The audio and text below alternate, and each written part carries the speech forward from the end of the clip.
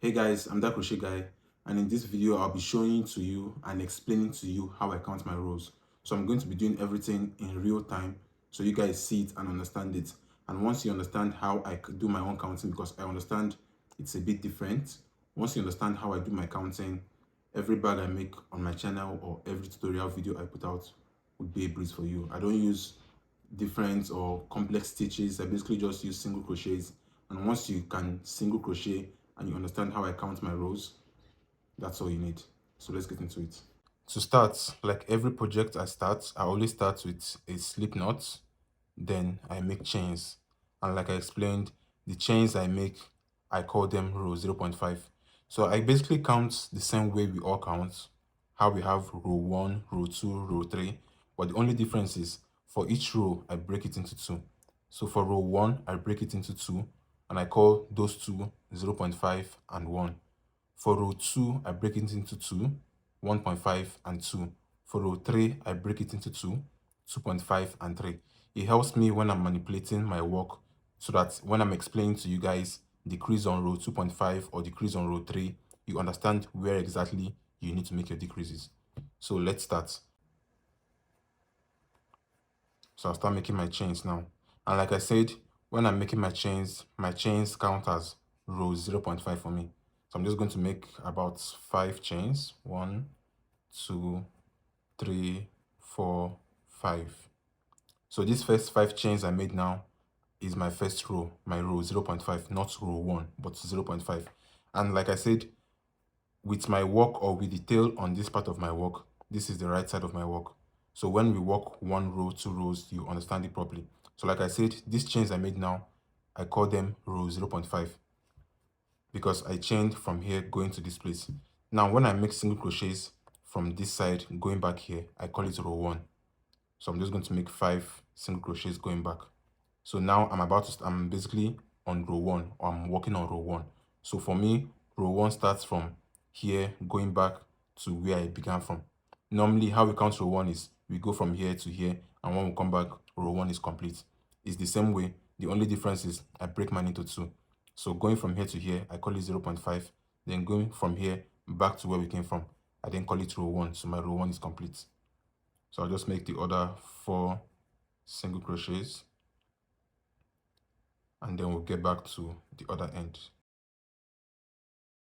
So I'm back to row 1. If I chain 1 and turn my work, this is what we have. So this is row 1. Now with the tail of my work on this part of the work, I know that this is the right side or the front side of my work. So if you watch my videos and I'm like on the right side of your work, on the front side of your work, this is what I mean. You need to put your work down, make sure that the tail is on the right side, and you know that this is the right side of your work. We'll still see it clearly when I work 2 or 3 more rows. So like I said, when I made the chains from here going here, I call it 0.5, and from here, this side, going back to this side, I call it row 1. Now I just finished row 1. When I want to go from here now back to this place, I call it row 1.5. Like I told you, I just split a row into 2. So 0.5, 1, 1.5, 2. That's how I count. So now I just finished row 1. The next one I'm about to go from here to here. I'll just add 0.5 to what I already have. So this is row 1. I'm about to start this 0.5. So from here to here is going to be row 1.5 for me basically. So if I make my single crochets into everything going here, now I regard this as I'm doing, or I call this row 1.5. So for me, this is me working row 1.5. So if I make single crochets all the way to the end, this is row 1.5 for me basically.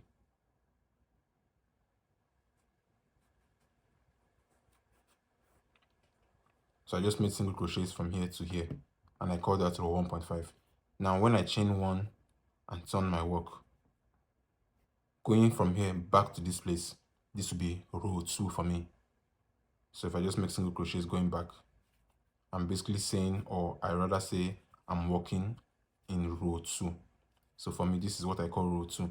So if you're watching my videos and I say decrease on 1.5, decrease on row 2, you know where exactly you need to decrease on. And I can also say stuff like decrease on the left of row 1.5 or decrease on the right of row 1.4, of row 1.2 rather. So now if you look at it properly, we have 2 rows. This is row 1 from here to here. This is row 2 from here to here.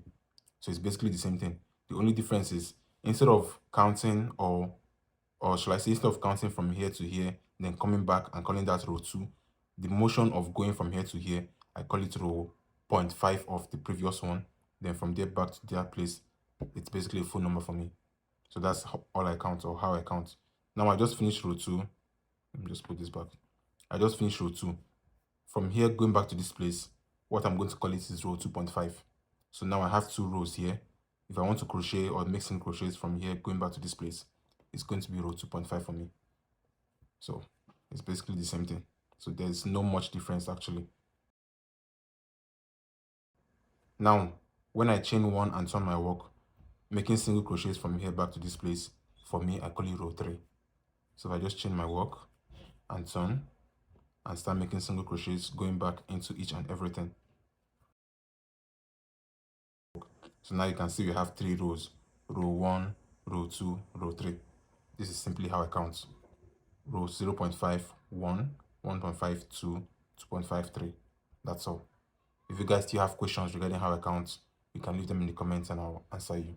Thank you.